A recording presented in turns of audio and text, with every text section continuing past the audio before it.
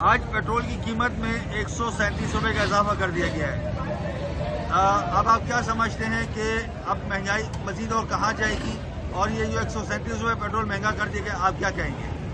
भाई मैं ये कहना चाहता हूँ कि पहले जो हमारी इस इक़्तिदारी हुकूमत है, इन्होंने जो आवाम को इतना बड़ा धचका दिया, पहले 55 रुपये लीटर बढ़ाया, जिस पर आवाम बहुत परेशान थी। ठीक है, अभी इन्होंने 137 रुपये बढ़ा दिया है, तो ये तो मैं कहता हूँ कि बिल्कुल नाजायज़ है और गरीब आवाम के लिए तो बिल्कुल ही कुछ अलग ही उनके लिए नुकसान है। जो हजरात मजदूर हैं, दिहाड़ी कमाते हैं, तो उनके लिए तो बिल्कुल ही नाजायज़ है। इसी तरह इन्होंने गैस का भी ये इशू बढ़ाया हुआ है। पहले जो क्या नाम है 70 रुपये बढ़ाए थे गैस के ऊपर, अभी मेरे ख्याल से उसके ऊपर 170 बढ़ा दिए, 100 रुपये और इजाफी कर दिए, 470 तक पहुंच गया है। ये गरीब आवाम के लिए बहुत नुकसानदेह है। ठीक है, मैं गुजारिश करना चाहता हूँ अपनी सिंध हुकूमत से और पाकिस्तान की गवर्नमेंट से कि गरीब आवाम को मज़ीद परेशान ना किया जाए, मेहरबानी होगी आप। अच्छा, अब ये 137 रुपये बढ़ा दिया गया, आप क्या समझते हैं कि अब महंगाई अब कहाँ जाके रुकेगी? मुझे तो यही लगता है कि इंशाल्लाह ये 500 तक भी पहुँचा सकते हैं और 500 से ऊपर भी कर सकते हैं, क्योंकि इनके लिए क्या है, इनके लिए तो कुछ भी नहीं है। खून जो घिसेगा ये तो गरीब आवाम का है, गरीब आवाम जाएगी खड्डे की। 137 रुपये का इजाफा कर दिया गया है, क्या कहेंगे आप?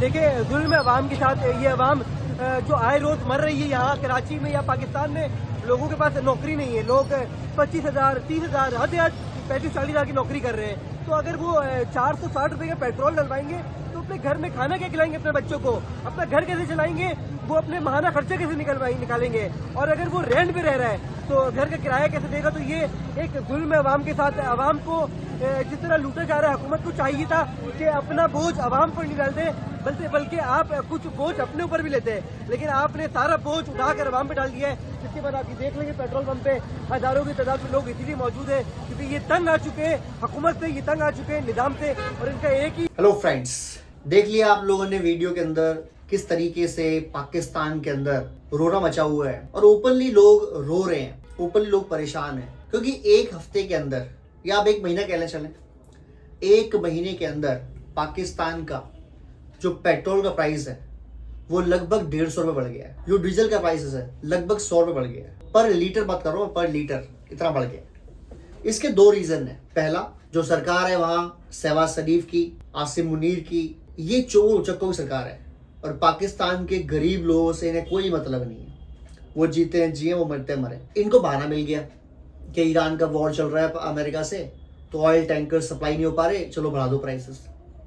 पहली बात तो ये कि अगर ऑयल प्राइसेस आप एक महीने भी कंट्रोल नहीं कर सकते, तो जो कमर जावेद बाजवा ने कहा था, जो कि एक्स आर्मी चीफ थे, कि अगर भारत से लड़ाई हो गई तो मेरे पास टैंकों में डीजल भरने के लिए पैसे नहीं है। बात तो सस्ती, इसका मतलब, क्योंकि एक देश हमेशा अपने पास 80 से 90 दिन का रिजर्व रखता है कि बाई चांस कुछ वॉर हो जाए और उनके पास सप्लाई ना आ पाए पेट्रोल की, डीजल की, गैस की, तो लोगों को तकलीफ ना हो, वो काम चल जाए उनका, वो काम निबट जाए उनका, और उसके बाद भविष्य में वो आगे देखेंगे क्या हो सकता है।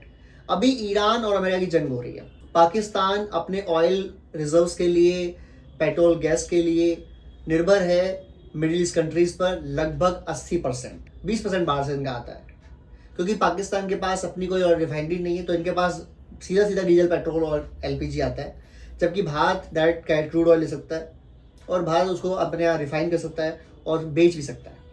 हम इसे बाद में आएंगे, पहले हम जो बात कर रहे हैं वो बात करेंगे। तो भारत के अंदर कोई दिक्कत तो नहीं हो रही है। अब पाकिस्तान के लोग ये पूछ रहे हैं कि हमारा क्या कसूर है। पाक ऑक्यूपाइज कश्मीर के लोग तो धरने पर बैठ गए हैं कि हमें भारत में शामिल होना है, भारत का हिस्सा है हम, ये पाकिस्तान में कर क्या रहे हैं, हम भिखारिस्तान में कर क्या रहे हैं, इस गरीब देश में क्या कर रहे हैं हम।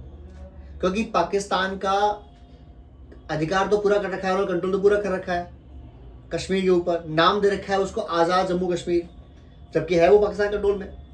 दूसरी बात, क्योंकि वो पाकिस्तान का पार्ट नहीं है, कहने के लिए उसको कोई सुविधा देता नहीं पाकिस्तान एज अपना जो सूबा है उनके हिसाब से, तो वहां से ही मरे पाकिस्तान ऑक्यूपाइज कश्मीर के लोग। प्लस पाक ऑक्यूपाइज कश्मीर के लोग जो हैं उनको ये भी दिक्कत है कि जो वहाँ पर खजाना है, जो ऑयल है, जो रिचनेस है, जो लिथियम है, यूरेनियम है, डायमंड है, गोल्ड है, जो बिजली बनती है वहाँ पर, या इवन वो बिजली तक वो पंजाब पाकिस्तान ले जाते हैं, पीओके में नहीं देते। और अब पीओके के बारे में क्या बात करें, पूरे के पूरे पाकिस्तान के जो गरीब लोग हैं वो कह रहे हैं कि यार 1947 में हमारा देश अलग हुआ ही क्यों? क्या इस दिन के लिए अलग हुए थे कि हम गरीब या भूखे मरे? एक तरफ भारत को देख लो, भारत ने अब तक पेट्रोल डीजल की रेट नहीं बढ़ाई है। जो नॉर्मल पेट्रोल डीजल है वो उसी रेट में मिल रहा है जो मिला करता था आपको इस वॉर के शुरू होने से पहले। बल्कि भारत अपने जो पड़ोसी देश है उनको भी सप्लाई कर रहा है। आपको हैरानी होगी जान के कि जिस बांग्लादेश ने, जब मोहम्मद यूनुस नाम का एक पागल किस्म का इंसान जिसको जबरदस्ती लाके बिठा दिया था फ्रांस से उठा के अमेरिका ने बांग्लादेश के ऊपर, जब वहाँ धरने प्रदर्शन शुरू हुए और शेख हसीना को भागना पड़ा, भारत के अंदर शरण लेनी पड़ी। आप सबको पता है वो हिस्ट्री, मैं उसमें जाऊँगा नहीं।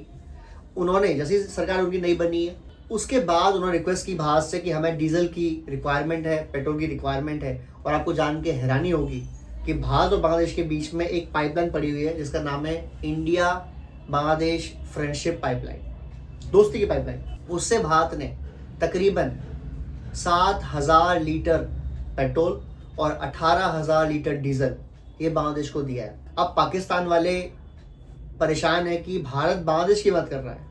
भारत ने लगभग 8,000 से 10,000 लीटर जो पेट्रोल डीजल होता है वो भेजा है श्रीलंका, क्योंकि श्रीलंका में बहुत मार पड़ी है जब से ये युद्ध शुरू हुआ है। श्रीलंका में पेट्रोल डीजल के प्राइस लगभग 25% बढ़ चुके हैं, 25%। तो उनको दिक्कत ना हो वहाँ भेजा है। भारत भूटान को सप्लाई कर रहा है, भारत नेपाल को सप्लाई कर रहा है। भारत ने अपने सारे पड़ोसी देशों को सप्लाई किया है सवाए पाकिस्तान के। तो पाकिस्तान वाले कह रहे हैं कि यार ना तो तुम्हारे अंदर इतनी कुव्वत है कि तुम भारत से दोस्ती करके भारत से पेट्रोल डीजल ले लो, ना तुम्हारे अंदर इतनी कुव्वत है, इतनी औकात है तुम्हारी पाकिस्तान के जो हुक्मरान है कि वो ईरान और सऊदी अरब से रिक्वेस्ट करके पेट्रोल डीजल ले लें। और ना तुम बाहर से कर पा रहे हो, ना तुम्हारे पास कोई रिजर्व है। तुम सीधा सीधा पाकिस्तान के जो लोग हैं, जो आवाम गरीब है, मजलूम है, सीधा उसको लूट लेते हैं। और सोने पर सुहागा ये है कि पाकिस्तान जो ढोल पीट रहा था कि ईरान और अमेरिका की हम दोस्ती करवाएंगे, इस वॉर को हम रुकवाएंगे, ये बूट पॉलिश कर रहे थे डोनाल्ड ट्रंप के। डोनाल्ड ट्रंप ने बोल दिया कि ये वॉर अप्रैल में खत्म नहीं हो रहा, अब ये 3 हफ्ता चलेगा, यानी कि पूरा अप्रैल निकल जाएगा इस युद्ध के अंदर।